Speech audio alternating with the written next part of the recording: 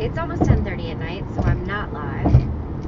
And my data plan for the month is out until tomorrow. So instead of going live, I'm recording a video while driving home from work from Philly on a Wednesday night at 10:30. Almost 10:30. And two, because I am about to get super, super real. I'm fired up. I'm fired up more than ever right now because I have been looking at my goals and my purpose lately. And one of the things that I have been trying to do is really understand my desires, my dreams, my goals, my purpose for being here on this earth, for being here in this country, for being here to share, to be who I am. Like, what is the true purpose of what I'm doing? Do I have a mission? Do I have, like, what do I have? Do I have a mission? So, like I said, I'm gonna get real. I'm going to rant a little bit, but not in a bad way, in a really, really good way, because I am fired up. And I know I can't like look at the camera right now, and I can't share with you my true passion by looking at you and showing you how fired up I am, because I'm driving and I need to focus on the road. I'm in Philadelphia. There's way too many car accidents. The fact that I'm even recording this right now is probably not the best thing in the world. However, I need to get this off my chest because I'm fired up. I'm fired up about life. I am fired up about all of the things that we as women, as people, as Americans, that's part of who I represent right now, right? I am an American woman. I am a hard-working woman. I'm just coming back from one of my jobs. I have multiple jobs. I have multiple responsibilities in my life. And we all have multiple responsibilities in our lives. Every single one of us has more than one thing we are responsible for. But not everybody is as fired up as I am right now. And I think the reason that I want to talk about it tonight is because I am sick and tired of hearing people talk about being the victim in a situation. Talk about life happening to them instead of for them or because of them. Talk about people hurting them. Talk about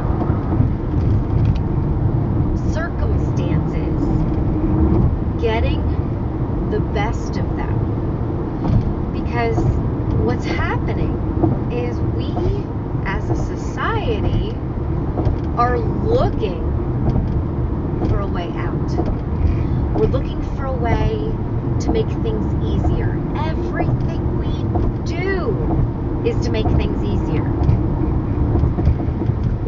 Even with what I do. Can you get great workout results in 30 minutes a day? Yeah, sure as shit can. You can. You have to focus on it. You have to do it. It's 30 minutes a day, though. You don't have to spend hours in the gym. You can do it in 30 minutes a day.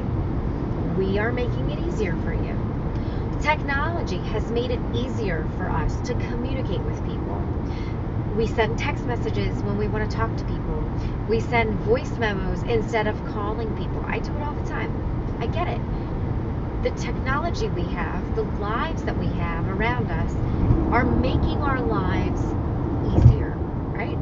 And so we as a society, because we're so fast-paced and because we're always on the go, we're looking for life to be easier, not necessarily life to be experienced. And what we're missing out on is the experiences of struggle. And we're showing this filtered version of our lives. We're sharing this highlight reel of our lives. And if you know me, and if you watch me, and if you follow me, I do not share a highlight reel because I'm sick of pretending. I'm done with pretending. I'm done with being somebody that I was told I needed to be instead of being who I am. And that is what brings me back to my desire to talk about purpose, because me, a woman, a 39-year-old woman, a mom, a wife, working a corporate job, working a side hustle as a coach, working another side hustle as a wedding singer, working as another side hustle as, an acoustic singer-songwriter, doing all of these things. These things, yes, they define me to an extent, but these are a part of me and an extension of me, and they are the reason that I have a purpose, because I know that by doing all these things, I'm impacting lives. And that's what's important to me. So I look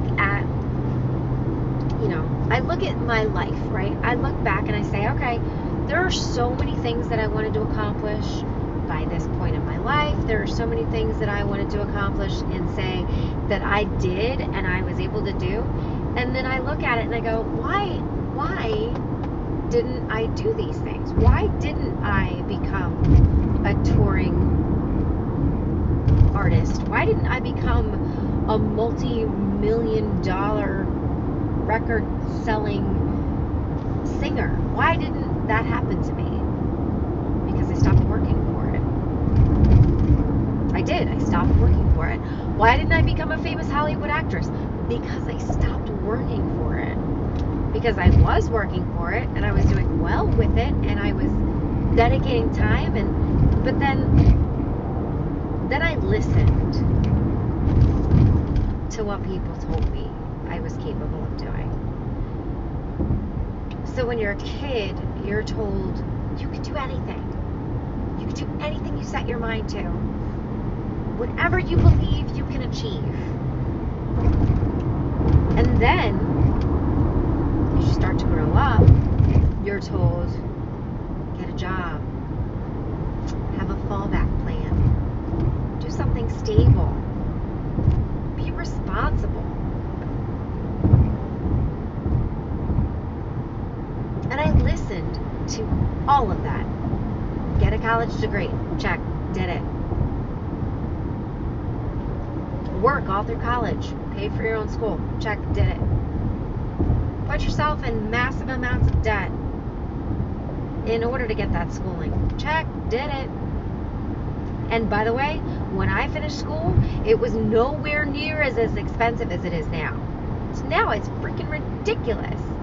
It's probably 6 times as much to go to school now in college as it was when I went. Check, did it. Anyway, right? Graduate, did it. Once you graduate, get a job. Did it. Had multiple jobs even then. Oh, by the way, the bartending job that you have, that's not stable. You need to grow up, get a real job. Did it. 10 years I celebrated this past month at Bank of America. 10 years. Great company. Love the mission. Love the company. Love the work ethic. Love the fact that I was able to start at the ground level, making $26,000 a year, collecting delinquent business loans, business credit cards, because that's what I could relate to at the time. Because I was managing and running a business that was delinquent on their credit card payments and delinquent on their loans and receiving collection calls.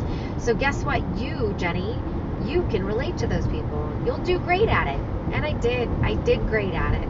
And I advanced through the ranks like you wouldn't believe, in collections, in new hire training, in creating training, in risk. And I did a great job getting to where I am now, because very few companies and very few opportunities will allow you in 10 years to double, quadruple, quintuple. Yeah, I'm making 6 times my income, right? I'm doing an awesome job, making a lot of money, but I'm not fulfilled. I took that job because I was told I needed a backup plan. I needed a real job. I was told my acting career 10 years ago wasn't good enough because it's too hard. So few people make it in acting and entertainment. What makes you think that you're going to? And you know what? I fucking listened. Do I want to go back and say, don't listen to them? I mean, if I had known and believed that right now at this point in my life I would be a performer doing all of the things that I had dreamed about doing, then sure, I would have said, you're full of shit, it doesn't matter, I'm going to keep working toward it. But I didn't. And because I didn't, because I backed off on that goal, I put that goal as a backseat. That was no longer my purpose. My purpose became what others thought it should be. And listen, there are many people out there that want to work for somebody else, that want to help somebody else achieve their goals. And I want to help other people achieve their goals, but I want to work every single day towards my goals, towards my dreams. And my dreams are bigger and better than working for a company. As great as that company is, those dreams are bigger and better than working for a company to help that company achieve their goals and their bottom line. Because that's not me. I fit into that mold because I've had to, not because I wanted to. And over the last few years, I've really taken a look at who I am and what that means, because a lot of people are like, oh yeah, let me do some soul searching, who am I? I don't mean that. I don't mean like doing the soul searching and trying to figure out who you are and trying to say that you are one person or another. I'm talking about really understanding your heart's truest desires, your heart's dreams and goals, and saying to your heart, yeah, let's do that. Let's go for that. Let's aim for that. Let's push for that. Let's be that person that you want to be. Let's do that. Instead of saying, nope, you know what? I don't think we can. It's not a good idea. We should back off. Let's do the safe thing. So for years and years and years, I've done the safe thing. I've stepped out of my comfort zone and I've had great fucking success when I've done that. And it just drives me so crazy to look back, knowing what I know now, and saying to myself, why did you quit? Why did you quit pursuing something that you were so good at, that you had a knack for? And it was fear. It was fear. Fear of not being able to pay the bills. Fear of not finding enough work at as a SAG background actor, not being able to audition for stuff, or not being able to figure out if I could really hack that starving artist life, because I didn't do it. I didn't starve as an artist. I always had money. I always had comfort. I worked as a bartender. I was with a guy that paid my bills because I worked for his company too. And I was working my acting gigs on the side. And I was singing my music on the side. And it was all working for me. That relationship wasn't working for me. So as soon as that relationship ended, I didn't have the comfort. I didn't have the backup plan. So I needed a new backup plan. And that new backup plan meant that I needed to go out on my own. And I needed to have sustainable income. And I needed to control that.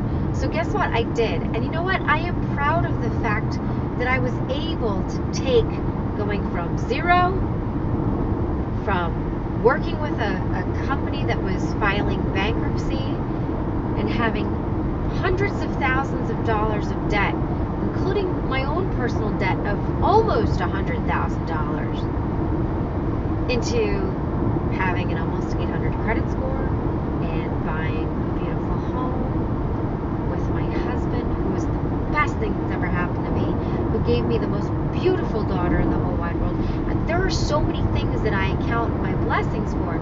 And all of those things in the past have led me here. And I don't have regrets for what I didn't do. Because if I had done those things, I wouldn't have the amazing things that I do today. And those amazing things that I have today are the things that make me want to work harder. So now I reevaluate my purpose every single fucking day. I look at my life and I say, okay, what can I do now? What can I achieve now? What can I do to help somebody else? And I will tell you right now that working a corporate day job is not it for me. It's not the end all be all. The money is fantastic, but it is not my end game. My end game is to help people feel better, to help people realize that hard work pays off. Because I've been a proponent of that my entire life, but I've let fear hold me back when the hard work process has an uncertain outcome, and an outcome that I second guessed. So I'm done second guessing my outcome. I'm done with that. I am full on, fully believing the outcome that I want now, and I'm going to continue to work for that goal. And that goal is to be the baddest coach that you could imagine, because I want to help people and I want to make a difference in people's lives. And I know that what I do and how I do it has a deep effect and can prove results and can make people change their lives. And that mission that I have now, that strength that I have, the things that I've learned and all of the stuff that I've developed along the way, that's awesome. And I stumbled upon it. And, you know, Corey and I were talking a few weeks ago, and he says, Jenny, I wanted to do this. You kind of took it from me. I thought that this was a really good way to put some skin in the game with health and fitness and staying on track, and like by helping other people and coaching other people. I wanted to do that. And I'm like, really? Like, how did I not realize that that was something he thought of years ago?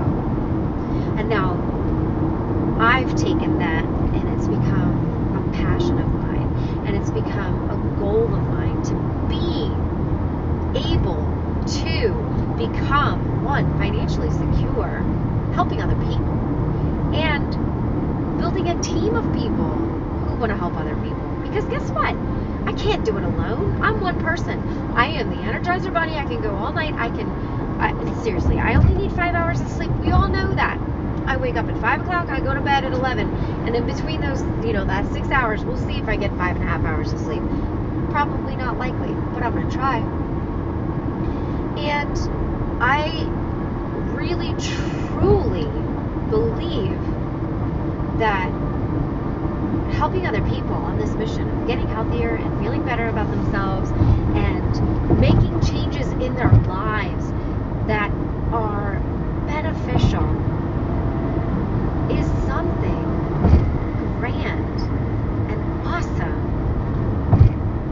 And no, I'm not on a stage in front of 100,000 people singing my songs, but I am on a platform and I am on a stage to as many people as I can reach, and I'm trying to reach more and more every day. So if you feel like this message, I know this video is long, but if you feel like this message gets across to you, share it with everyone you know, because we need to be done with living the life that we are told we should live.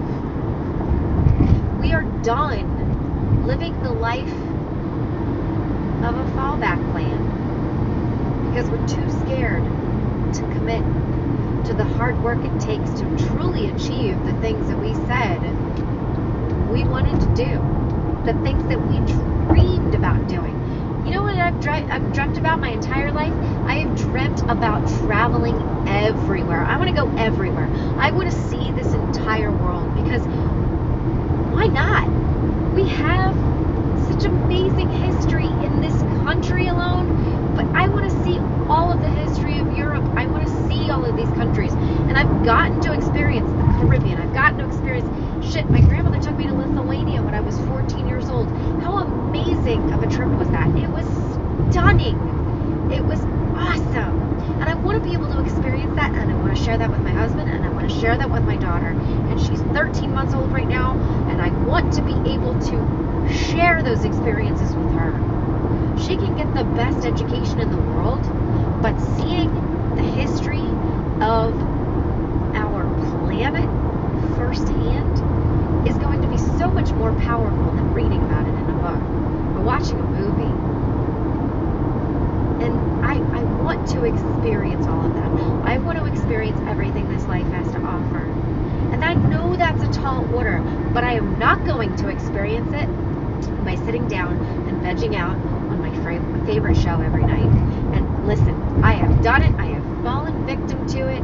I sat there and watched Agents of S.H.I.E.L.D. seasons 1 through 5, like all of April and May when I was injured, and then, or 1 through 4, and then Father's Day weekend, season 5 came out, and I'm like, I have got to binge watch all 22 episodes of this. Seriously, like, that is the trap we fall into when we are not focused, when we don't know what we want, and when we look at what we do want and we decide that it's too hard, or we're too afraid to pursue it.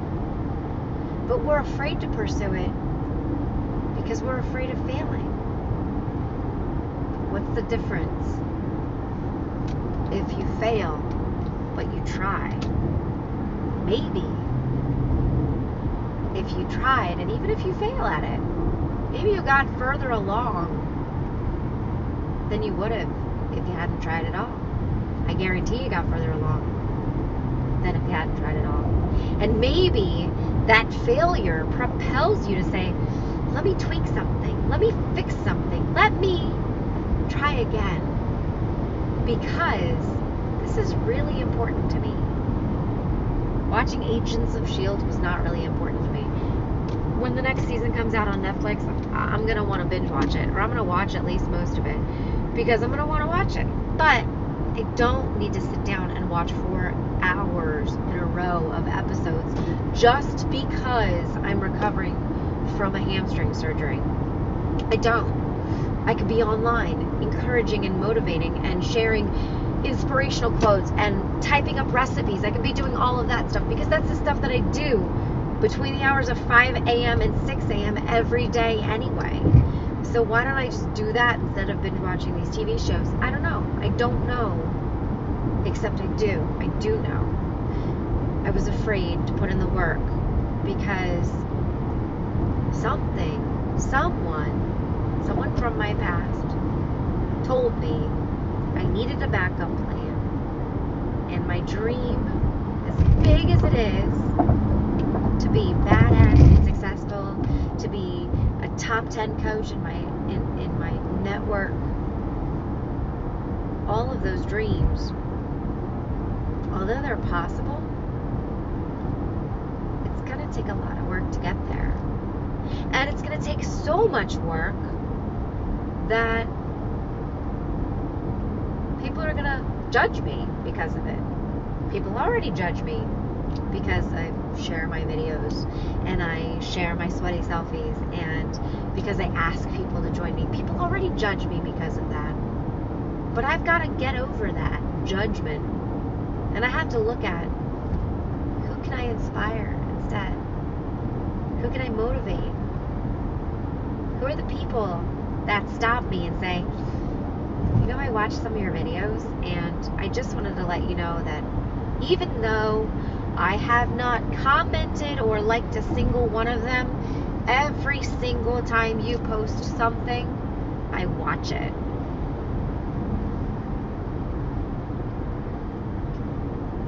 So, maybe I'm doing a good job.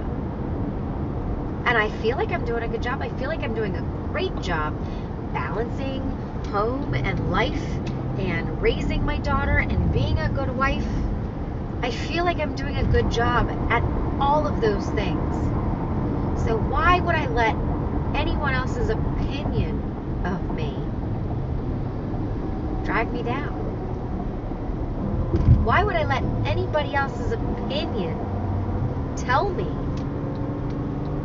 that I'm not worthy enough for my own dream? It's my dream. It's not theirs. It's mine. So I was on a call yesterday with an author and a motivational speaker, and her name is Rachel Hollis. And she shares a quote in her book that I just finished called Girl, Wash Your Face. And she shared it on the call with me yesterday. And she said something very poignant to me. Somebody else's opinion of you is none of your business. And she said it just like that. It's none of your business. It's their opinion. It's not your opinion. Why would you let their opinion dictate how you feel, how you act, how you behave in your day-to-day life? Why would you let somebody else's opinion of you change what you do every day? And not only that, but if their opinion of you is unfavorable to your own opinion of you, look at what they're doing with their life. Is what they are doing with their life immensely better than what you are doing with your life? Is what they are doing with their life, does that define what you want? Does that define your success? Because if it does, then sure, maybe their opinion will matter a little bit. But if their life is shitty and they judge people, and they talk badly about people, instead of lifting them up and motivating them and encouraging them and inspiring them, if their life is not what you aspire to have, then why does their opinion matter? So I want you to take away from this video today, I want you to take away your desire, your heart, your purpose. And I want you to sit down and I want you to write it out. There's power in writing the words of what you want. And then go back and reread it.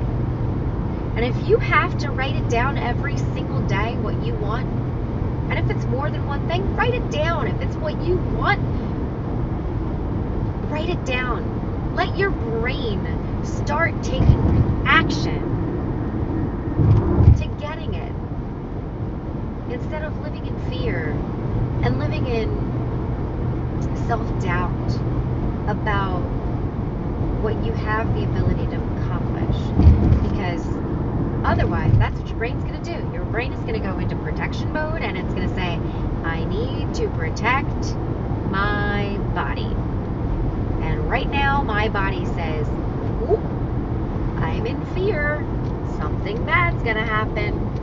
So the brain overreacts. It's called fight or flight. Have you heard of it? Fight or flight.